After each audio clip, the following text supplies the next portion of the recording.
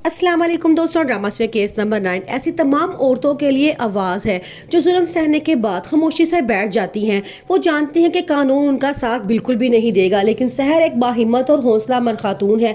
उसने फैसला किया है कि उसके साथ नाइंसाफ़ी करने वाले या जुल्म करने वाले को उसके अंजाम तक पहुँचाना बहुत ज़रूरी है।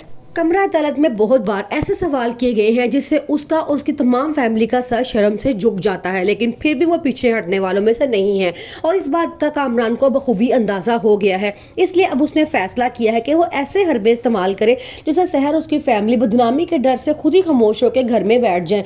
पहले वो सोशल मीडिया का सहारा लेता है, लेकिन अब वो फैसला करता है कि कुरान पाक पे हल्फ उठा ले ताकि सब झूठे पड़ जाएं और वो सच्चा साबित हो जाए। पुलिस जो पूरी तरह से कामरान का साथ दे रही है वो कामरान से कहती है कि आप हमें खुश रखें, हम आपका केस दबाए रखेंगे। कामरान बहुत भारी रकम उनको अदा करता है और कहता है कि इस केस को ऐसे ही दबाए रखना। दूसरी तरफ सहर मिलने वाली कामयाबी से अब बहुत खुश है। वो कहती है कि मुझे आहिस्ता आहिस्ता अपनी मंजिल नज़र आना शुरू हो चुकी है। मैं चाहती हूँ कामरान अपने इंजाम तक पहुँचे ताकि इस दुनिया के हर आदमी को ऐसा काम करने से पहले एक दफ़ा कामरान का नतीजा ज़रूर नज़र आए।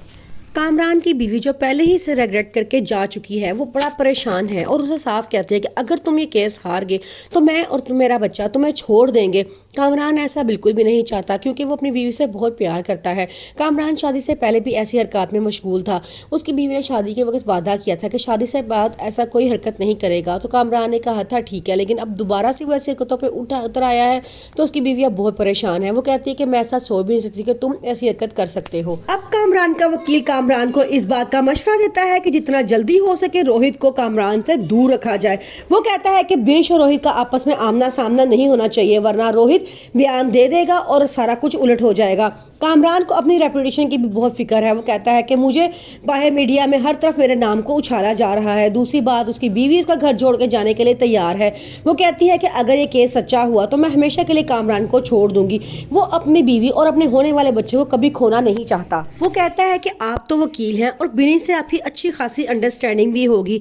आप अगर चाहें तो बिनिश को कुछ पैसे लगाएं ताकि वो इस केस को कमज़ोर करे। लेकिन बिनिश भी एक बहुत ही हौसलामंद खातून है। वो अपने पेशे पे किसी किस्म का भी कंप्रोमाइज़ करने के लिए तैयार नहीं है।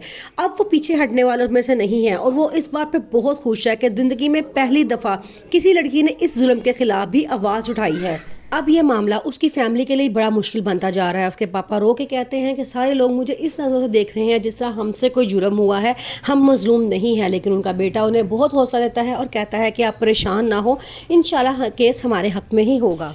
रोहेल जाके किरण को मनाने की बहुत कोशिश करता है और कहता है कि कामरान बिल्कुल सच बोल रहा है, सहर झूठी है। आगे से वो कहती है चलो ठीक है, अगर मुझे ये बात बताओ मनीषा क्यों सहर का साथ दे रही है। तो वो कहता है कि मनीषा कहती है कि उसे सच का साथ देना है। तो वो किरण साथ ही ये कहती है कि वो भी एक औरत है और मैं भी एक औरत हूँ, मैं किसी औरत पर जुल्म होता हुआ नहीं दे सकती, इसलिए मैं भी सहर का साथ ही दूंगी।